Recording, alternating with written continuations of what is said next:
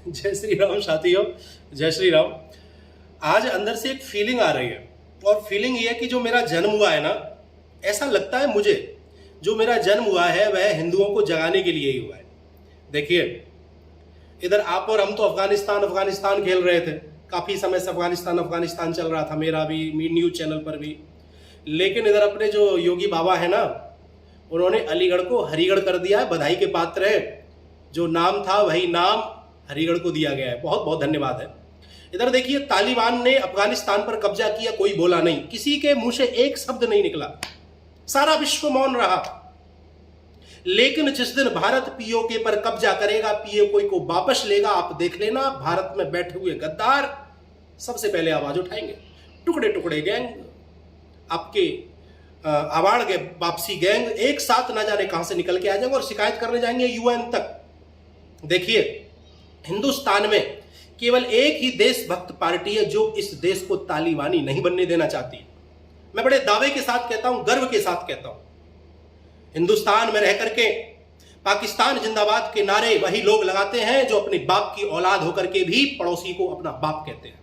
उज्जैन की घटना पर मैं आपसे कहना चाहता हूं, उन्हें, मेरा संकेत समझिएगा, उन्हें पैदा तो तैमूर औरंगजेब ही करना है।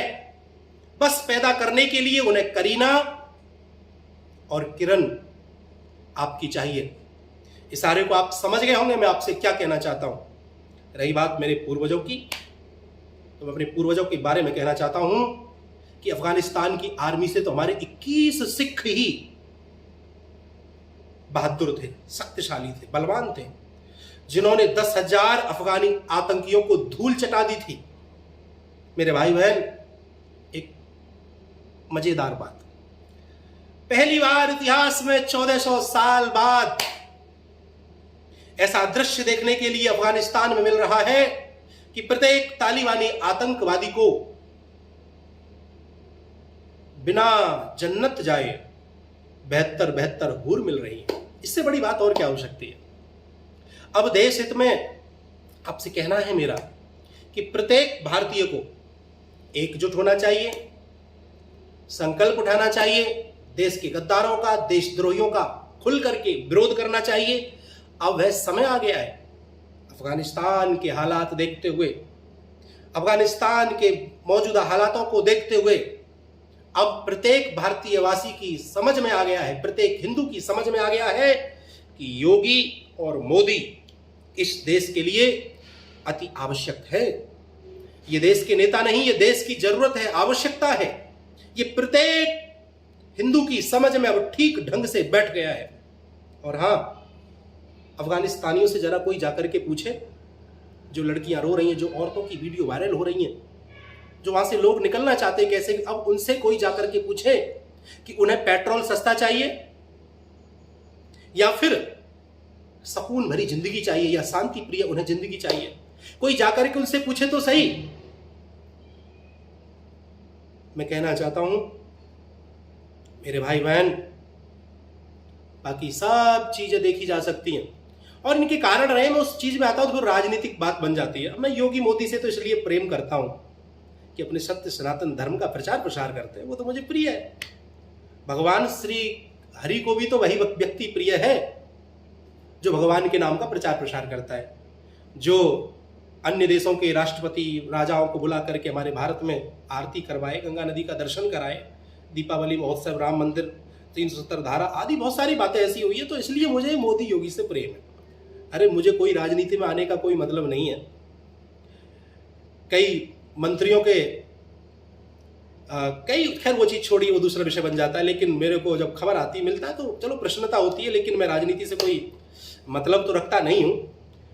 एक छोटा सा चुटकुला है कह दूं, चुटकुला ये है, तो चुटकुला नहीं, सच भी है, सत्य भी है। मैं बात वही बोलता हूं जिस बात में कुछ ना कुछ, जिस बात का कोई आधार हो। एक जेसीबी वाले ने अपनी जेसीबी पर लिखा हुआ था कि बाबा बड़े दयालु हैं। उस बाबा से किसी सज्जन ने पूछा, कौन से बाबा? तो कहने लगा कि वो अपने गोरखपुर वाले योगी बाबा। अरे, उसमें दयालु वाली बात क्या भाई? कहने लगा दयालु इसलिए है कि उसी समय मैंने जेसीबी खरीदी थी और उसी समय योगी बाबा की सरकार बनी। तब से एडवांस बुकिंग रहती है तुड़ाई की, चकाचक तुड़ाई चल रही है।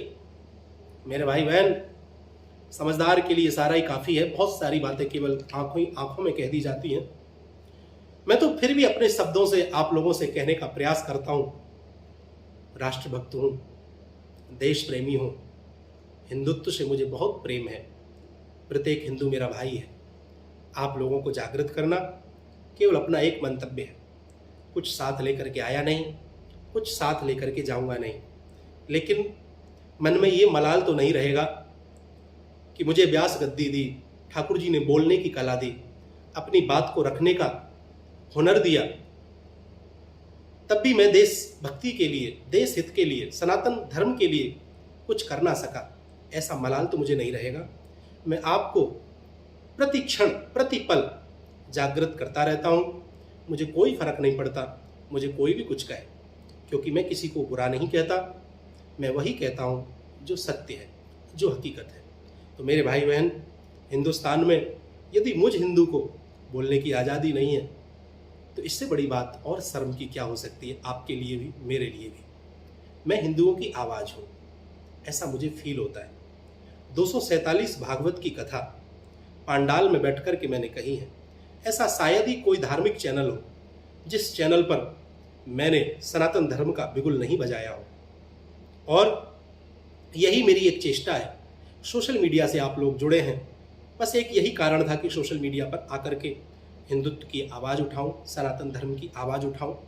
पांडालों में लोग मुझे बहुत सुनते हैं, हजारों की तादाद में लोग बैठ कर के सुनते, बड़ी प्रसन्नता होती है। सत्य सनातन धर्म ना कभी किसी से मिटा ना मिटने वाला है।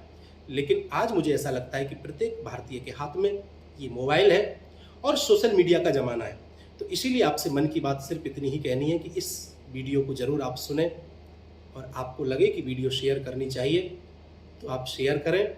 मेरा काम तो है आवाज़ लगाना, कोई जागे ना जागे मुकद्दर उसका। जय श्री राम।